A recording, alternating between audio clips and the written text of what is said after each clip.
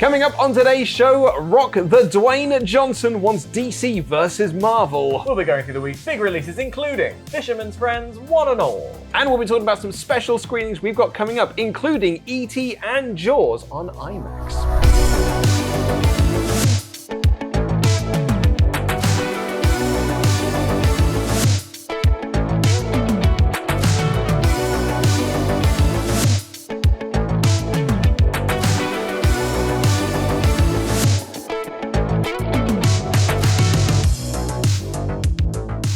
Hello and welcome to What's On at Cineworld Cinemas. I am Luke Owen. And I'm Dan Layton. What? Is that it? It's been very warm this week. What's you just Limited brain capacity. You're giving up on the bit. Not fully, just this week.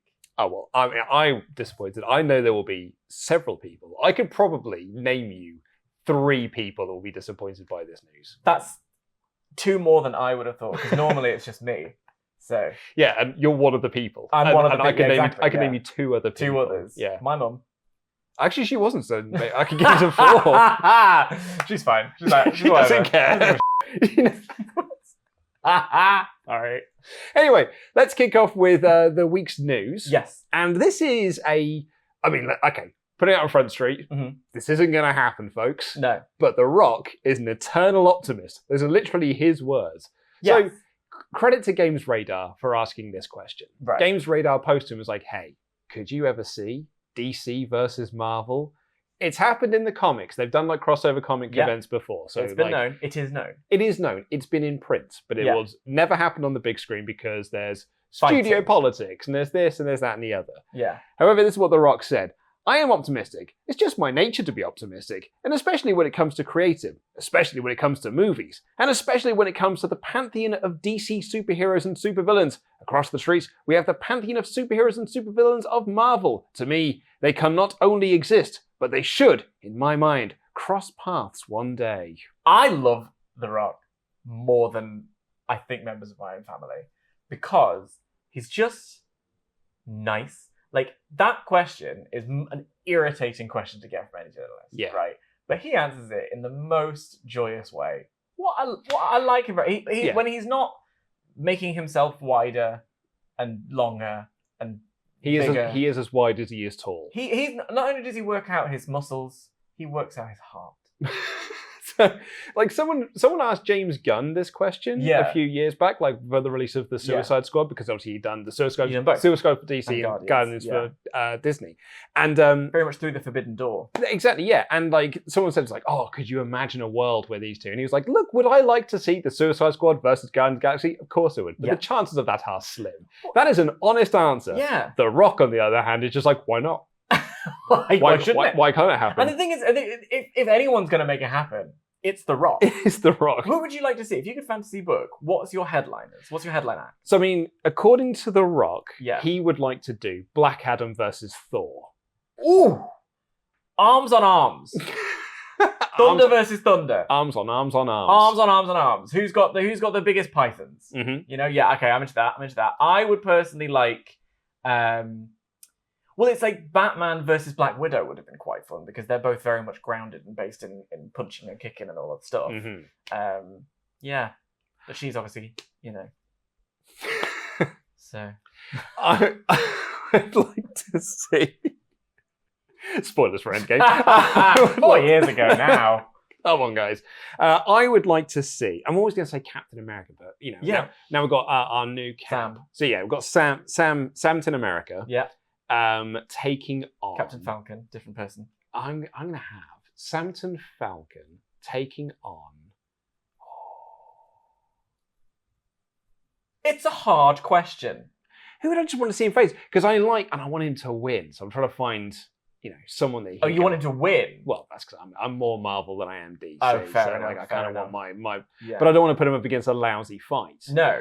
So I mean, him versus Batman, I think would be excellent. Yeah. If we've still got Henry Cavill Supes, him going up against. Because actually, do you know what? The morals. I was actually going to say Supes, Henry Cavill Supes, going up against Mark Ruffalo's Hulk.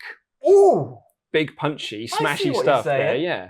Because the Hulk is strong enough to go up against someone like a Superman. Yeah, because Superman, the thing with Superman in general, his biggest flaw has always been that he's perfect. Nothing can go wrong for him. Except green things. Right. Oh. Kryptonite is green. No? I mean, you're right. Well, there you go. So, So do you think it's it's not a Green Lantern core where like your weaknesses are the colours? he doesn't like kryptonite, which is green. He doesn't like broccoli, which is green, and he wouldn't like the Hulk, which is green. These are I believe. But I think we can say very unlikely that this will happen. No, but it's fun. This is the part of the. I mean, as cinema goers, as people who like to go to the movies, as people who enjoy these things, we love to. I mean, the reality is never as good as the fantasy, so we might as well let our minds wander. Who do you want to see fight each other? Pop those in the comments. That's what I want to know. I'm going to back up the point you made earlier. Please. The Rock is probably the only person in the world. Because, like, I don't know, if you're The Rock, you know how the studio system works. But you're also the person to be like, well, why not, though? Yeah. Like, why don't we just do this? Honestly. Look at the money that's been left on the table for us not doing this thing. I don't drink energy drinks. But when The Rock talks about his energy drink, I'm in. You know, that's the level of if The Rock walks into a studio in Hollywood, he sits Kevin Feige down and Mr. DC, who they still haven't decided who that is, but if he sits them both down and says, all right, this will be great. Sort it out. They're walking out of that room with a deal. I believe it. Yeah, it's The Rock, isn't it? He's so good. He's so charming. Have you seen his smile? It's whiter than a white thing. This is how powerful The Rock is. He talked about this in an interview recently. So Black Adam as a character was supposed to be in Shazam. Yeah. So the original plan for Shazam, the 2019 movie, was supposed to be 2 origin movies. Supposed to be Black Adam and Shazam's origin story. The script was written and Warner Brothers were happy with it and were ready to go to shooting. And The Rock looked at it and was like, this is a great script. But I think it should just be a Shazam movie and I get my own movie where I'm the star and I'm the only origin story. And one of the brothers was like, actually, do you know what, Dwayne? When you put it that way, maybe you're right. We should spend more millions of dollars rewriting this script just to appease you. This is why we want The Rock to be president. World peace happens because of Dwayne The Rock Johnson. I'm just saying it. Marvel versus DC, world peace. What else? We'd all be happy. He can do it all. This week's big releases, Fisherman's Friend 1 and All, and Dragon Ball Super Superhero, which is also available in 4DX. That sounds like quite the roller coaster ride of a 4DX experience. If you're going to go into a 4DX movie, you want that kind of roller coaster That's it, ride. right? And there are 2 supers in that title, so it sounds like a super way a super to spend a couple of hours. Yeah. Like the first 4DX thing I did was The Matrix. Okay. And that was a lot of feeling yourself being in the fights. When he does that thing, do you also you feel the punches and everything. So I think, if you're gonna, the best way to probably experience Dragon Ball. Yeah. Dragon Ball is to go and see it in 4DX where you're also being punched. Yeah. That's exactly right, I feel. And also, Fisherman's Friends is a proper sort of eccentric British, lovely story thing. We at this time of year, that kind of movie always comes out. I call them a nice little Sunday comedy. We like to go and see them on a Sunday, go and see the movie, have a nice time, have a little snack, and then go about our day. So we've got a Canadian import yes. into our country now. That's true. Like he's working with us. Hello, he's over there. The other day he had fish and chips. Oh, and he come on. tweeted out a picture of him having fish and chips. Yes. And then afterwards was like, it actually wasn't that great. And the reason for that is because he had it in a pub. And that's not how you have. Where was the pub? Well, that's not how in the middle of London. Yes. I have found 1 good fish, 2, 1.5 good chip shops in London. Yeah, and it's not the way you do fish and chips. It's not. You do it in some paper while it's raining on you. That's exactly it. And you're in a car. Yeah. While you just sort of listen to the rain pour down. And what I'm tempted to, I want to go and take Tempest to go and watch this because this is Britain. This is what to expect. And then go and get fish and chips after and just look out at the beach. Also out this week, Nope, which is available in 4DX and IMAX. I went to go see it the weekend in IMAX. And? Loved it. Isn't it beautiful? And I got my free IC as well. Oh, hello. It was excellent. The film is, we won't go into that. Yeah. Super.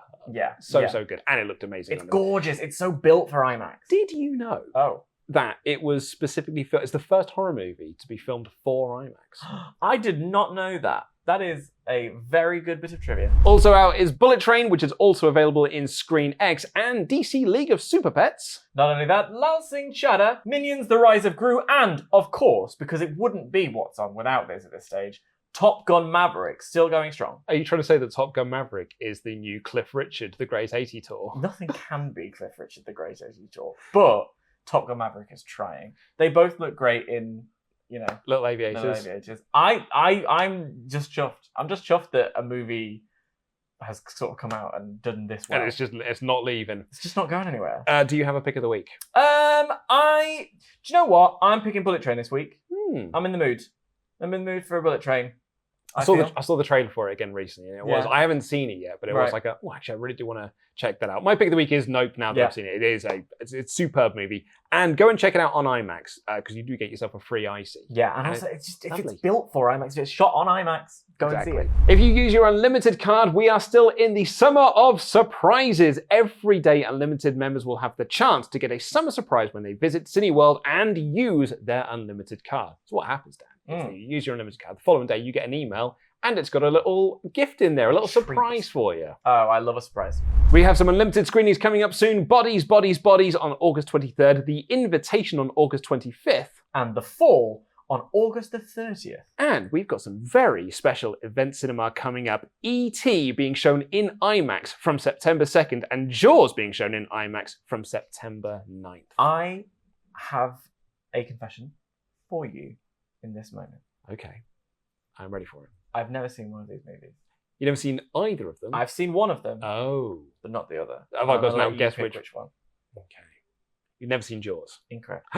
You've never seen E.T.? I have no idea where the phone call goes. I know there is who one. he's trying to call. I know he's trying to phone home, but I don't know who Don't know will be where- on the other end. I don't know where that home is. Nope, and I don't know whether it's a phone box situation, like Colin Farrell, Yeah. phone booth. I don't know. But what a good excuse, because IMAX. You know me in IMAX. I am really looking forward to seeing E.T. on IMAX. E.T. legit one of my favourite movies of all time. I cry every single Do time. you? Oh, it brings me to absolute floods of tears. Goodness. And it is a wonderful, wonderful movie. Yeah. I arguably one of Spielberg's best. Yeah. Look- Well, I mean, it's in his logo. Like, look, Jaws. Jaws is an incredible film. And I love it. Okay. But I'm picking E.T. over Jaws any day of the week. Well, I would pick. See, the thing is, I having not seen it yet, I know this is biased, but I absolutely would pick Jaws because for me, Jaws is the prime example of what you can achieve with. I'm sorry, cinema as an art form. Yeah, because please do. when people talk, I saw someone tweet the other day, like, wouldn't it be amazing to remake Jaws now with the budget? And I'm like, no. Nope. Because the most amazing thing is that you never see this shark because they made the shark look rubbish because they had a low budget. So they just got creative. They were forced into a little sort of, to be a big creative hole that they needed to get themselves out of. And they made one of the best, most iconic, most influential horror movies of all time. It is a masterpiece of cinema. Yeah, it really is. An absolute masterpiece. And seeing it on IMAX, so I've seen. We're going to need a bigger screen. That's the tagline. There it is, everyone. There it is. That's the line of the week. I saw Raiders of the Lost Ark on IMAX, and it was an incredible experience. So I'm really looking forward to seeing more Steven Spielberg. They re-release every single Spielberg movie in IMAX. I'm not going to complain. Also, from August 20th, we have Star Trek The Motion Picture, the Director's Cut, and the Top Gun double bill from August 26th. One of my favorite things about the Star Trek Motion Picture Director's Cut, we talked about this last week. We did. Star Trek, the slow motion picture. Yeah, very good comedy. I love that Mark Kermode seems to be now being on a crusade to get everyone to go and see Star Trek The Motion Picture. Because I saw someone tweet about this the other day, they've now seen it, being like, you are not ready for how good the director's cut of Star Trek The Motion Picture is. Interesting. And Mark was like, come on everyone, let's get on board. Let's get, like when we managed to get Honey to the Bee to #1. But that's what we've got time for on this week's edition of What's On at Cineworld Cinemas. If you want to check out any of the movies that we've discussed today, click the links in the video description down below. Also, there's more of this sort of audio waffle between these two idiots, maybe some more Honey to the Bee chat from Dan Leighton in the podcast realm, available on all good, bad, and mediocre podcast platforms. Until then, I've been Luke Owen. That's you for me, Dan Leighton. And that's What's On.